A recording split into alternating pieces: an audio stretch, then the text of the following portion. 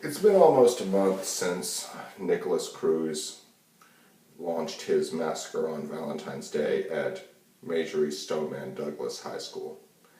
And as we all know, there's going to be a trial. So far, and he was caught alive because he was caught alive, unlike a lot of these other guys. But anyway, the trial, it could get very interesting because, you know, he killed a lot of people, yes, but his diagnoses such as depression, autism, and attention deficit disorder, those might actually end up saving him from not the electric chair, the gas chamber or lethal injection or whatever. And so he may go to a special prison for or mental hospital even, because he is in jail right now, obviously without bail, and he is in solitary confinement, PC, protective custody, and because the sheriff's department is afraid that he will be assaulted or hurt or killed if he is placed in general population. Anyway, his life in jail has proven to be very interesting. Sometimes he is just a chatterbox, and sometimes you can't even get him to respond to you, according to the deputies who guard the facility. So far, he's had 2 visitors, and they've each if I remember correctly, they each visited twice. Those visitors were his brother and a woman who he stayed with after his mother died. And so far, I've gotten some interesting reports about the relationship with his mother. She was scared for the last few months of her life. She was scared of Nikolas Cruz. She even called the police on him one time, saying he is something to the nature of, he's fucking ISIS or whatever. Which is interesting because Nikolas Cruz expressed interest in joining the United States military, or more specifically, wanting to become an Army infantryman. 11B or 11 Bravo, that's the MOS, military occupation specialty. Anyhow, we do know that he had to go through an adulting 101 class I think it was the second family that he lived with. He did not drive and rode a bike everywhere, and he didn't even know how to use a microwave. However, he obviously did know how to use a gun and used it very efficiently. His new adoptive family made him keep the guns in a safe, and he obeyed all their rules. That he had to ask for permission to take them out, and he only asked them twice. One time they said yes, the other time they said no. And his behavior he also had unusual eating habits, like he put a cookie into a steak and cheese sandwich, a chocolate chip cookie, and ate it. He's got some interesting quirks about him, to say the least. Some sources say he had a girlfriend and broke up with her. Some sources say he never had a girlfriend, but according to a lot of people, he really wanted a girlfriend. Kind of like Elliot Rodger, but not really.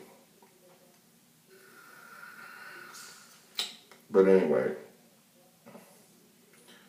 Nikolas Cruz is going to spend the rest of his life in an institution of some sort, regardless of whether or not he gets the death penalty. Although, there's always there's always a really small chance that, he might be judged insane and released at a later date, or that a governor or some governor will actually pardon him. But both of those options or scenarios are highly unlikely. But then again, he may, of course, escape, like T.J. Lang did. But if you've ever seen the show I Almost Got Away with It, these guys, most prison breaks, the story usually ends when they get caught and sent back. Anyhow, they are withholding a lot of information because they don't want the victims' families to have to relive everything. And Nikolas Cruz has withdrawn his not guilty plea or something like that. Someone said he might plead no contest or something like that. But he has shown an interest in escaping the death penalty. Now, this is a highly unusual case because very few of these shooters, as I've stated before in numerous videos, survive their rampages. They usually, most often, kill themselves or are killed by police. And,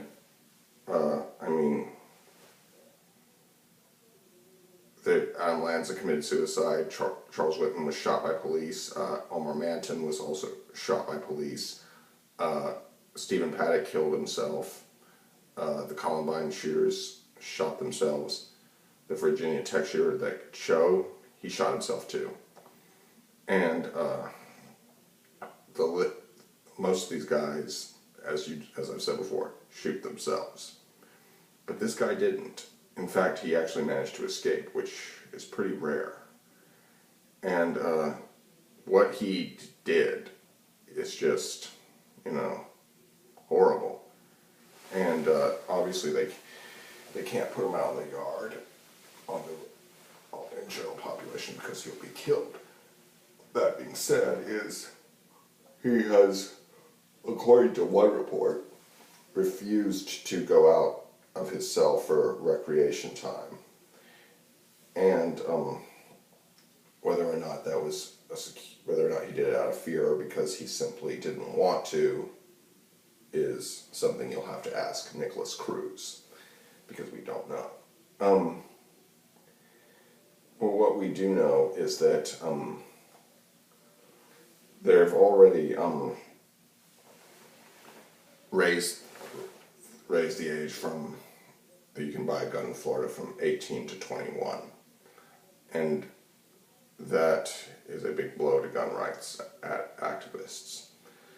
Anyway, the whole idea that this is going to work out the way that you think it will, it may not. It may not. And honestly, I'm pretty sure Nikolas Cruz will get the death penalty, but don't quote me on that. Anything can happen here. And it's just, the trial, it's going to be a sensation. It's going to be a big news story. And I don't know what's going to happen. I have a good idea as to what's going to happen, but I don't know for sure. Then again, James Holmes escaped the death penalty, and so did T.J. Lang, and they were both mass shooters. Anyway, see, he was just really, really screwed up, and he had, I guess, felt like he had to do something significant with his life, and he did so. He left behind a lot of dead bodies and grief, and a lot of wounded as well. And dealing with a live spree killer is a pretty rare occurrence. It's not unheard of, but it's pretty rare. And I don't know how the hell they're going to handle this. What else will become of this? Anyway, like, comment, share, and subscribe. I hope you enjoyed this video. And if you enjoyed it, check out my other videos. I have a few other videos covering Nikolas Cruz and various other shooters, as well as serial killers and other murderers. Anyway, I will bid you farewell for now. Goodbye, and have a great day or good night. Peace.